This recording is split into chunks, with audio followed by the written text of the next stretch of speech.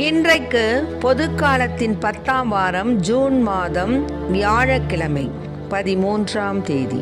பதுவா நகர் புனித அந்தோனியார் அருள் பணியாளர் மறை வல்லுநருடைய பெருவிழா.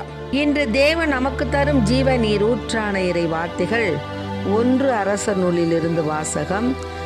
இயல் 18 இறை வார்த்தைகள் 41 46 முடிய. அந்நாட்களில் எலியா ஆகாபை நோக்கி, நீர் போய் உணவும் பானமும் அருந்துவீர், ஏனெனில் பெரும் மழையின் ஓசை கேட்கிறது என்றார். ஆகாபு உணவும் பானமும் அருந்தச் சென்றவுடன் எலியா கர்மேல் மலையின் உச்சிக்கு ஏறி சென்று அங்கே தரையில் மண்டியிட்டு தம் முழங்கால்களுக்கு இடையே முகத்தை புதைத்து கொண்டார். பின்பு அவர் தம் பணியாளனை நோக்கி, நீ போய் கடல் பக்கமாய் பார் என்றார். அவன் போய் பார்த்து ஒன்றுமில்லை என்றான். எலியா அவனை நோக்கி, 7 முறை மீண்டும் சென்று பார் என்றார். 7ஆம் முறை அவன் சென்று பார்த்து, இதோ மனித உள்ளங்கை அளவு சிறிய மேகம் ஒன்று கடலிலிருந்து எழும்பி மேலே வருகிறது என்றான்.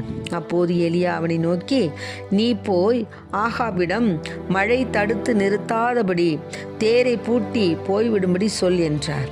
இதற்கிடையில் வானம் இருண்டது, கார்மேகம் சூழ்ந்தது, காற்று அடித்தது, பெரும் மழை பெய்தது. ஆகாபு தேரில் ஏறி இஸ்ரேலுக்கு சென்றான். அந்நேரத்தில் ஆண்டவரின் ஆற்றல் எலியாவின் மேல் வந்திறங்க அவர் தம் இடையை வரிந்து கட்டி கொண்டு இஸ்ரேல் வரை ஆகாபுக்கு முன்னே ஓடினார். ஆண்டவரின் அருள்வாக்கு. இறைவா உமக்கு நன்றி. அதிசயங்கள் செய்கிறவர் நம் அருகில் இருக்கிறார், அற்புதங்கள் செய்கிறவர் என்றும் நமக்குள் வசிக்கிறார். தண்ணீரை இரத்தமாய் மாற்றினார் அதிசயம், எகிப்து தண்ணீரை இரத்தமாய் மாற்றினார் அதிசயம், வெறும் தண்ணீரை திராட்சை ரசமாய் மாற்றினார் அதிசயம், வெறும் தண்ணீரை திராட்சை ரசமாய் மாற்றினார் அதிசயம். அதிசயங்கள் செய்கிறவர் நம் அருகில் இருக்கிறார்,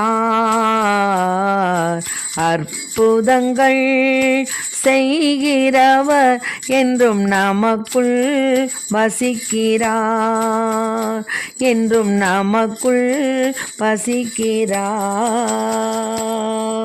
என்று தேவன் நமக்கு தரும் ஜீவ நீர் ஊற்றான இறை வார்த்தைகளை கேட்டீங்க. அதாவது 1 அரசர் நூலில் 18 இயல்ல 41 46 வசனங்கள். அதில் என்ன கேட்டோம்னா, அதாவது அந்த நாட்களில் எலியா என்ன பண்ணார், இந்த ஆகாபை நோக்கி சொன்னார். என்ன சொன்னார்னா, பஞ்சம், நீர் போய் உணவு பானமும் அருந்துவீர், ஏனெனில் பெருமழையின் ஓசை கேட்கிறது என்றார்.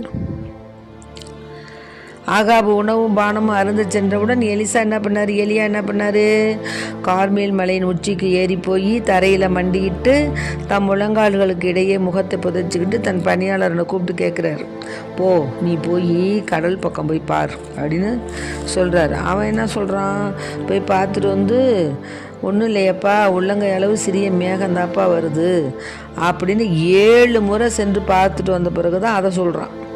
அப்போ எலியா என்ன பண்ணுறாரு, நீ போய் ஆகாபிடம் சொல்லு, மழை உன்னை தடுத்து நிறுத்தாதபடி நீ தேரை பூட்டிக்கிட்டு போய் நீ போயிடு அப்படின்னு சொல்கிறாரு.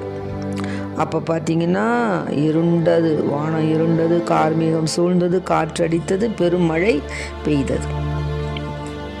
ஆகாபு தேரில் ஏறி இஸ்ரேலுக்கு போனான். அந்த நேரத்தில் ஆண்டவருடைய ஆற்றல் எலியாவின் மேல் இடையே வரிஞ்சுக்கிட்டு இஸ்ரேலுக்கு அந்த ஆகாபு போகிறதுக்கு முன்னாடி என்ன பண்ணார், இவர் ஓடுனாராம். என்ன இதனுடைய முதல் என்னன்னு கேட்டிங்கன்னா, அதாவது எலியா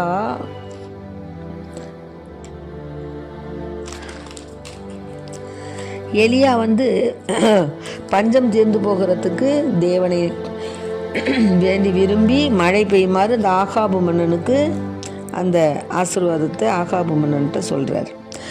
அதனால் இந்த எலியா செய்த அனைத்தையும் பொய் வாக்கினர்லாம் என்ன பண்ணிட்டாங்க, அனைவரையும் அவர் வாளினால் கொன்றதையும் ஆகாபு இசபேலுக்கு தெரிவித்தான். எனவே இசபேல் எலியாவிடம் தூது அனுப்பி, நீ அவர்களது உயிரை பறித்தது போல் நானும் நாளை இந்நேரத்திற்குள் உன் உயிரை பறிக்காவிடில் தெய்வங்கள் எனக்கு தண்டனை கொடுக்கட்டும்னு சொன்னார். உடனே அவர் அச்சமுற்று அவர் தப்பிச்சு தன்னுடைய உயிரை பாதுகாத்து கொள்ளும்படி இவர் என்ன பண்ணார், யூதாவில் இந்த பெயர்செபாவை அடைந்து அங்கே தம் பணியாளர்களை விட்டுவிட்டு பாளைய நிலத்தை ஒரு நாள் முழுவதும் பயணம் செய்தார். அங்கே ஒரு சூறை செடியின் அடியில் அமர்ந்து தாம் சாக வேண்டுமென மன்றாடினார். ஆனால் ஆண்டவர், நான் வாழ்ந்தது போதும், என் உயிரை எடுத்துக்கணும்னு அவர் சொன்னார். ஆனால் அந்த சூறை செடியினுடைய அடியில் அவர் படுத்துறங்கினார். அப்போது வானதூதர் அவரை தட்டி எழுப்பி எழுந்து சாப்பிடுன்னு சொன்னார். அவர் கண் விழித்து பார்க்கும்போது தணலில் சுட்ட ஒரு அப்பமும் ஒரு குவளையில் தண்ணீரும் இருந்துச்சு தலைமாட்டில். ஆனால் அவர் என்ன பண்ணார், அதை உண்டு பருகிவின்னு படுத்துட்டார். இரண்டாம் முறை தட்டி எழுப்பி எழுந்து சாப்பிடுனார். நீ நீண்ட பயணம் போகணும். அப்போ எழுந்து உண்டு பருகினார். இவ்வுணவினால் வலிமை அடைந்தவர் 40 பகலும் 40 இரவும் நடந்து ஒரேபு என்ற கடவுளின் மலையை அடைந்தார். அங்கிருந்த குகைக்கு அதில் இரவை கழித்தார். அப்போ ஆண்டவர் வாக்கு அவருக்கு வந்தது, எலியா நீங்கள் என்ன செய்கிற அப்படின்னு கேட்குறாரு. அதற்கு அவர் சொல்கிறாரு, படைகளின் கடவுளாகி ஆண்டவர் மீது நான் பேரார்வம் கொண்டவனாக இருந்து வருகிறேன். ஆனால் இஸ்ரேல் மக்கள் உமது உடன்படிக்கையை உதறிவிட்டனர், உம் பலிபீடங்களை தகர்த்து விட்டனர், உம் இறைவாக்கினரை வாளால் கொன்று விட்டனர். நான் ஒருவன் மட்டும் எஞ்சியிருக்க என் உயிரையும் பறிக்க தேடுகின்றனர்னு சொன்னார்.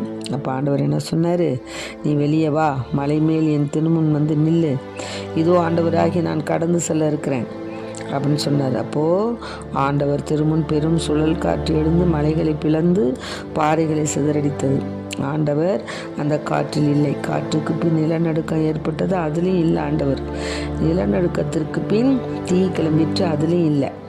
ஆனால் அதுக்கப்புறம் அடக்கமான மெல்லிய ஒலி கேட்டது. அதை எலியா கேட்டவுடன் போர்வையினால் தன் முகத்தை மூடிக்கொண்டு வெளியே குகையின் வாயில் நின்றார். அப்போது எலியா, நீ என்ன செய்கிற அப்படின்னு ஒரு குரல் கேட்டது. அதுக்கு அவர் என்ன சொன்னார், படைகளின் கடவுளாகிய ஆண்டவர் மீது நான் பேரார்வம் கொண்டவனாக இருந்து வருகிறேன்.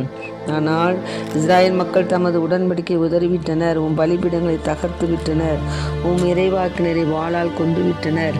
நான் ஒருத்த மட்டும்தான் இருக்கிறேன், இப்போ என் உயிரையும் பறிக்க தேடுறாங்கன்னு சொன்னார். அப்போ ஆண்டவர் என்ன சொன்னார், நீ வந்த வழியை திரும்பி தமஸ்கு பாலை நிலை நோக்கி போ. அந்த இடத்த அடைஞ்சவுடன் அசாவேலை சிரியாவுக்கு மன்னனாக திருப்பொலி செய்தார். ஆக இஸ்ரேலுக்கு அரசனாக திருப்பொலி செய் ஏகுவை அப்படின்னு சொன்னார். ஆபேல் மெகோவானை சார்ந்த சாபாட்டின் மகன் எலிசாவை உனக்கு பதிலாக இறைவாக்குனராக அருள் பொழிவு செய்ய அப்படிங்கிறார். ஆக இதெல்லாம் என்னத்துக்குன்னா, அந்த பாகாலுக்கு மண்டியிடாமலும் அவனை முத்தி செய்யாதவர்களுக்குமான 7000 பேரை மட்டும் நான் இஸ்ரேலை விட்டு வைப்பேனுங்கிறார். ஆக இந்த பாகால் என்ற தெய்வத்துக்கு அந்த மக்கள்லாம் பணிந்து இது பண்ணாங்க. அதனால என்ன ஆயிடுச்சு, மழையும் உண்டாகாது, உன்னுடைய நாடு பாலை நிலமாக மாக்கப்படும் சொன்னதுக்கு தான் ஆண்டவர் எலியாவின் மூலமாக அந்த வாக்கை என்ன பண்ணார், மக்கள் மீது இரக்கம் கொண்டு அந்த எலியாவினுடைய வேண்டுதலை கேட்டு மழை பெய்யும்படி செய்தார். அதுக்கு முன்னாடி தான் நம்ம இதெல்லாம் நம்ம 1 அரசர்களை நம்ம படிச்சிருக்கோம். அதாவது அந்த பாகால் என்கிற அந்த தெய்வத்துக்கு அது சக்தி உள்ளதா, நமக்கு அந்த இறைவாக்கினர்கள்லாம் அந்த பாகாலினுடைய பாகாலை பற்றி, அதாவது பாகால் மேலே பிரிய உள்ளவங்கெல்லாம் எவ்வளவோ செஞ்சாங்க, போனாங்க, வச்சாங்க. ஆனால் அவங்க செய்த எந்த இதுலேயும் என்ன செய்யலை, ஒன்றுமே நடக்கலை. ஆனால் எலியா ஆண்டவர் மேல், ஆண்டவருடைய ஆணையின் மேல் அவர் மிகுந்த நம்பிக்கை விட்டு தான் அவர் போய் அந்த கார்மேல் மலையில் போய் அவர் வேண்டிக்கிறாரு. அப்போ மழை பெஞ்சது. ஆக இந்த 1 அரசர்களில் நீங்கள் படித்து பார்த்தீங்கன்னா இதனுடைய விளக்கம் உங்களுக்கு புரியும். அதனால் எலியா காலத்தில் ஏற்பட்ட பஞ்சத்தை ஆகாப்பு மன்னனுக்கு அந்த எலியா கடவுள்கிட்ட வேண்டி பெருமழை பெறுவித்தார். ஆக நம்ம வீட்லேயும் நம்ம குடும்பத்திலையும் இருக்கக்கூடிய பஞ்சம் என்ற வறுமை என்ற அந்த கொடிய நிலை மாறி நம்ம வீட்டிலையும் நம்ம நாட்டிலையும் நம்மளுடைய பணிபுரிய இடம் எல்லாவற்றிலும் இருக்கக்கூடிய வெறுமையை போக்கி பசுமையை உண்டு பண்ணக்கூடிய தேவன் யார்? நம்ம ஏசப்பா தான். அதனால் நம்பிக்கையோடு இருங்க, எதை பற்றியும் கவலைப்படாதீங்க. பாலைவனத்தை சோலைவனமாக்கக்கூடியவர் தேவன்.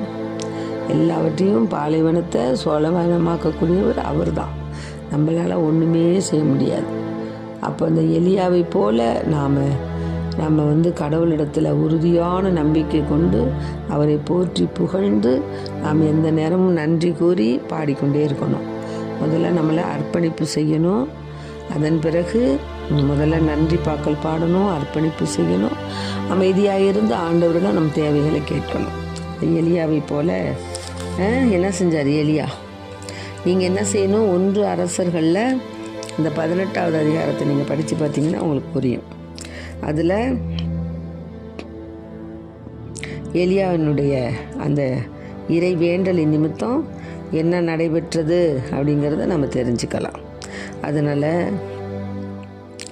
ஆண்டவர் மீது நாம் நம்பிக்கையுடையவர்களாய் எல்லாமே பொய்த்து விட்ட நிலையிலிருந்து கூட அப்படியே பாலைவனத்தை சோலைவனமாக ஆக்கக்கூடிய தேவன் நம் தேவன் என்பதை நம்ம ஃபஸ்ட்டு உணரணும். உணர்ந்து நம்ம நம்பிக்கையோட எலியாவை போல இறைவன் மீது ஆழ்ந்த நம்பிக்கையுடையவர்களாய் நாம் இறைவேண்டல் செய்யும் பொழுது நிச்சயம் நம்முடைய தேவைகள் நிறைவேற்றப்படும். ஆமென். Praise the Lord. மரியே வாழ்க.